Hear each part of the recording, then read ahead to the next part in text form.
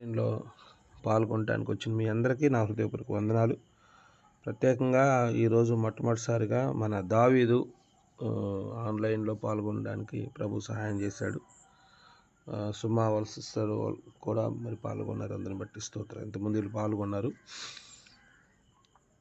చక్కటి పాట పాడాడు మన సహోదరుడు ఎబెనేజరు. వెళ్ళగలిగితే మీరు తప్పక వెళ్ళండి. ప్రభు చెప్పిన మాట అది. ప్రభు చెప్పాడు ఆ మాట. అంటే బతిలాడి చెప్పినట్టుగా ఉంది నాకు. అసలు తప్పక బతిలాడి చెప్పినట్లుగా.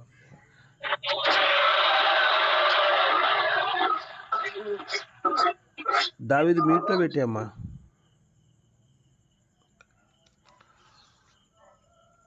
బతిలాడి చెప్పినట్లుగా ఉంది. వెళ్ళగలిగితే మీరు తప్పకుండా వెళ్ళండి ప్లీజ్.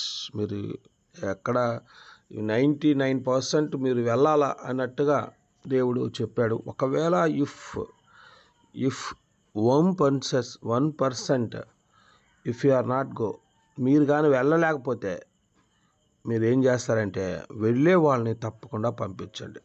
ఇది ఆప్షనల్ ఓన్లీ. వెళ్ళేవారినైనా పంపించండి. మీరు వెళ్ళక వెళ్ళే వాళ్ళని పంపించక అలా ఉండొద్దు అని ప్రభు చెప్పాడు. మరి ఆ పాట చక్కగా పాడుతూ వచ్చాడు. నా పేరే తెలియని ప్రజలు ఎందరో ఉన్నారు, లక్షల కొలదిగా ఉన్నారు మారుమూల ప్రాంతాల్లో, ఊరు వెలుపట వీధుల్లో. మనం ఇప్పుడు యాడ్ చేసుకోవచ్చు. నడిబొడ్లో, టౌన్ సెంటర్స్లో, మెయిన్ సిటీస్లో, కాలేజెస్లో, యూనివర్సిటీస్లో, ప్రైమ్ యూనివర్సిటీస్లో, ఎన్నిక చేయబడిన మన్నికైనటువంటి పెద్ద పెద్ద యూనివర్సిటీస్లో, ఐఐటీస్లో, ఐఐఎమ్స్లో, కాలేజెస్, నారాయణ చైతన్య కాలేజెస్లో, హాస్పిటల్స్లో, రకరకాల చోట నా పేరు తెలియనటువంటి ప్రజలు ఎంతోమంది ఉన్నారు. వెళ్తారా? మీలో ఎవరైనా వెళ్తారా? మీలో ఒక్కరైనా వెళ్తారా? మీరు వెళ్తే ఖచ్చితంగా వెళ్ళగలిగితే వెళ్ళండి. ఒకవేళ మీరు వెళ్ళలేకపోతే వెళ్ళేవారినైనా కొంచెం పంపించండి. నేను చాలాసార్లు మీతో విషయాలు చెప్పాను. ఎందుకంటే నేను కావలి ఈవు పరిచర్లో ఉంటున్నప్పుడు, స్టూడెంట్స్గా మేము ఉన్నప్పుడు మాకు అప్పుడప్పుడు మీటింగ్స్ పెడతారు. Evangelical camp, discipleship training camp, leadership training camp అని కొన్ని క్యాంప్స్ ఉన్నాయి. ఆ క్యాంప్స్ పెట్టినప్పుడు అన్నోళ్ళందరూ ముందుగానే చెప్తారనమాట, మన క్యాంప్ ఉంది, వెళ్ళాలి, చాలా బాగుంటుంది అని. ఇంత డబ్బులు ఖర్చు అవుతాయి, రిజిస్ట్రేషన్కి 50 రూపాయలు కట్టాలా, మీకు ఛార్జీకి ఒక 50 రూపాయలు అవుతాయి, 100 రూపాయలు ముందే చూసుకోండి బ్రదర్ అని చెప్తారు. ఆ తర్వాత మేము కూడా వస్తాము అని వాళ్ళు కూడా చెప్తారు. మేము కూడా వస్తాము అని వాళ్ళు వస్తారు, మీరు కూడా రండి అని ముందుగానే చెప్తారు. ఆ తర్వాత ఇంకా కరెక్ట్గా రేపు ప్రోగ్రాం ఉందన్నప్పుడు అన్నోళ్ళు పిలిచి డబ్బులు మనీ ఇస్తారు. మనీ ఎందుకు ఇస్తారంటే వీళ్ళ దగ్గర డబ్బులు ఉన్నాయో లేదో, ఛార్జెస్కి ఆడ ఫీజు కట్టడానికి డబ్బులు ఉన్నాయో లేదో అని వాళ్ళు ఒక 500 రూపాయలు ఇచ్చి, తమ్ముడు ఒక 5 మంది వెళ్ళండి, ఈ 500తో నేను వెళ్ళలేకపోతున్నాను, నేను రాలేకపోతున్నాను, ఎందుకంటే ఆఫీస్లో నాకు సెలవు ఇవ్వలేదు, నేను రాలేకపోతున్నాను, దయచేసి మీరు వెళ్ళండి అని వాళ్ళు బతిలాడి ఆ మనీ ఇచ్చి అక్కడ కూడా కట్టండి అని ఇచ్చి పంపించేవాళ్ళు. నాకు బాగా గుర్తు అది. అంటే అది వెళ్ళలేకపోతే, వెళ్తున్నారు కదా, కొంతమంది వెళ్ళాలనుకుంటున్నారు కదా, వాళ్ళని పంపించండి. చక్కటి మరి పాట పాడాడు. అందుని బట్టి ప్రభుకు స్తోత్రం. వాక్యంలోకి వెళ్దాం. మనం కీర్తన గ్రంథం 27వ కీర్తన 4వ వచనాన్ని మనం చదువుకుందాం. యెహోవా యొద్ద ఒక్క వరము అడిగి తిని దానిని వెతకుచున్నాను.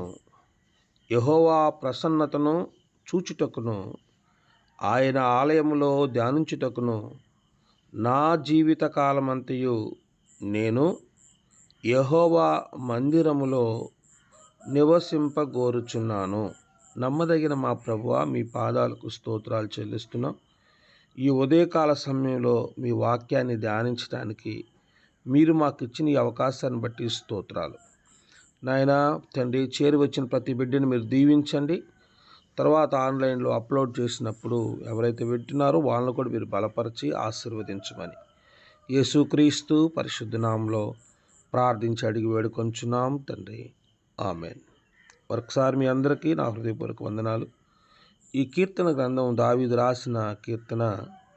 దావీదు వాపోతున్నట్టు మనకు కనిపిస్తూ ఉంది. వాపోతున్నాం అంటే మీకు తెలుగు అర్థమైందని నేను అనుకుంటున్నాను.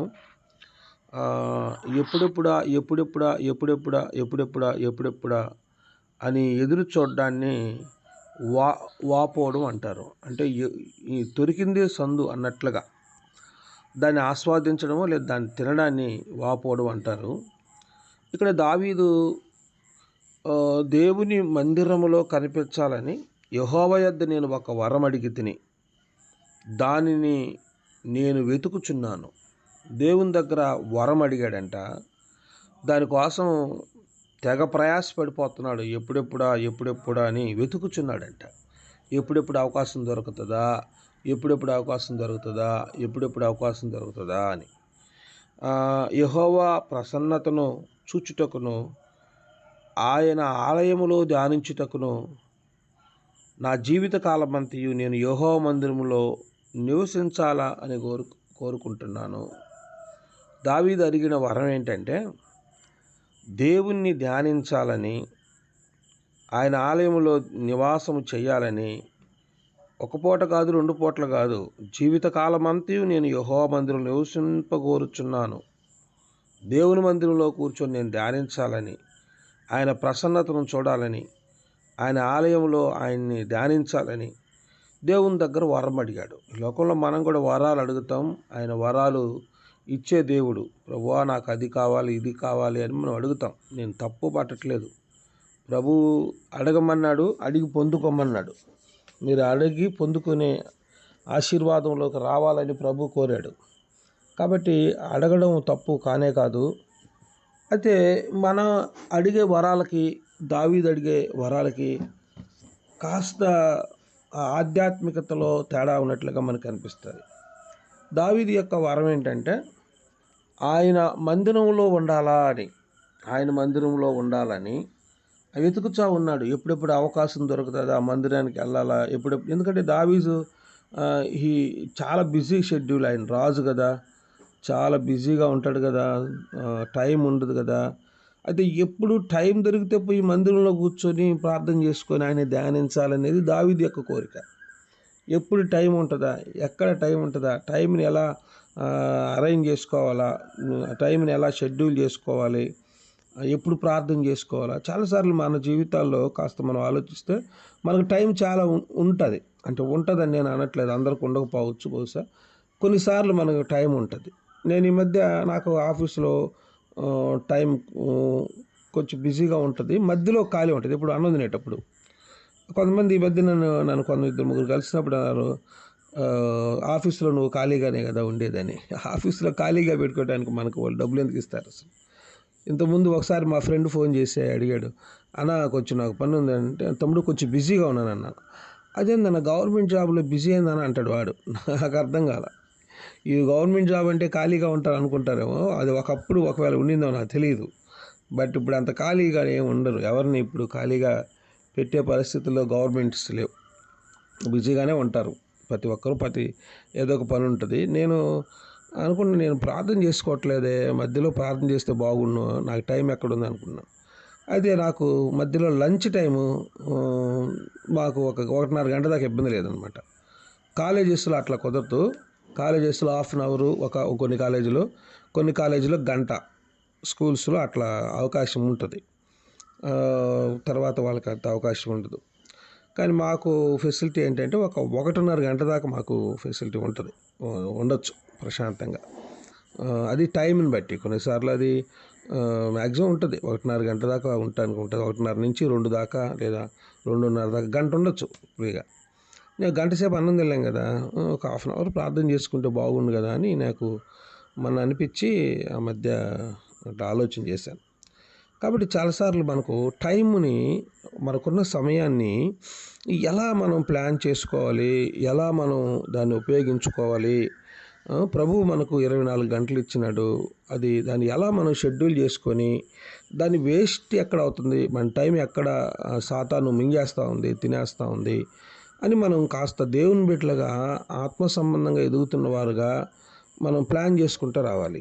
నేను దావీదుతో రాత్రి పాపం పనికి వెళ్ళి వచ్చాడు, మీటింగ్కి వచ్చాడు. నల్ల చెరువు కట్టని అడిగా, ఖాళీగా ఉండవా నువ్వు అని. ఖాళీగా ఎందుకు సార్, పనికి పోతే సరిపోద్ది అని అంటున్నాడు.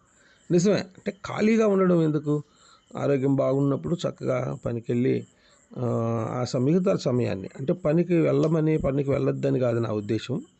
మనకున్న సమయంలో ఎక్కడైతే టైం వేస్ట్ అవుతుందో దాన్ని మనం గుర్తించుకొని దాన్ని కరెక్ట్గా ప్రయోజనకరంగా మార్చుకోవడం చాలా మంచిది, చాలా ముఖ్యం కూడా.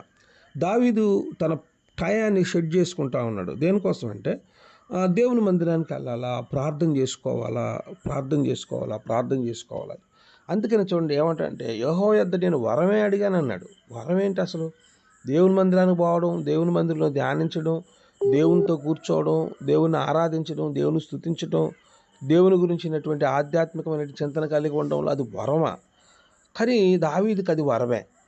అడిగి తిని దాన్ని వెతుకుతా ఉన్నాడు, ఎప్పుడెప్పుడా అని. యెహోవా ప్రసన్నతను చూచుటకును, ఆయన ఆలయంలో ధ్యానించుటకును, ప్రసన్నతను చూచడానికి, ఆయన ఆలయంలో ధ్యానించడానికి ప్రయత్నం చేస్తున్నాడు. అయితే ఇంకొక మాట అంటాడు, నా జీవితకాలం అంతయు నేను యెహోవా మందిరంలో నివసింపగోరుచున్నాను.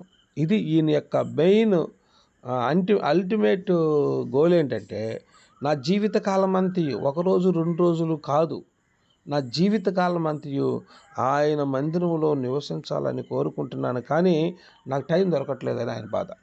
కాబట్టి ప్రియదేవుని బిడ్డలారా, దావీదు వరము దేవుని సన్నిధిలో వెతకాలని, దేవుని సన్నిధిని వెంబడించాలని, దేవునితో ఉండాలని ఒక మంచి లక్షణాన్ని కలిగి దాని కొరకు ఎదురు చూస్తూ ఉన్నాడు. చూడండి ప్రియదేవుడు, ఎప్పుడైతే ఒక మాట అనమాట, lazy mind is devil's workshop అన్నాడు. Lazy mind is a devil's workshop అంటే ఖాళీగా ఉండే వాళ్ళ యొక్క మనసు ఎలా ఉంటుందంటే సాతాను మనసులాగా ఉంటుంది అనమాట. ఖాళీగా ఏ పని బాట లేకుండా, ప్రార్థన అంటే ఇట్లాంటి వాటిల్లో లేకుండా ఖాళీగా ఉన్నాం అనుకోండి, ఏదో ఒకటి డెవిల్స్ వర్క్షాప్ అన్నాడు. అంటే సాతాను యొక్క దుష్ట ఆలోచనలు, చెడు తలంపులు, చెడు ఆలోచనలు ఒక వ్యక్తి వెళ్ళిపోతాడని. కాబట్టి మన దేవుడిచ్చిన సమయంలో ప్రభువుని ఆరాధించడానికి, ధ్యానించడానికి ఒకసారి మనం క్వశ్చన్ చేసుకున్నాం, మనం ఎన్నిసార్లు ప్రార్థన చేస్తున్నామో ఒకసారి ఆలోచించేద్దాం. ఉదయం ఇప్పుడు చేసేసాం ఇంకా అయిపోయింది అన్నట్ట, సాయంకాలం చేసాం అయిపోయినట్లుగా, అంటే ఎప్పుడు టైం దొరికితే, ఎక్కడ ఖాళీ దొరికితే మనం ప్రార్థన చేసుకోవటానికి ప్రయత్నం చేయాలి. మనం ప్రయత్నం చేయాలి. ఆ సమయాన్ని సెట్ చేసుకోవాలి.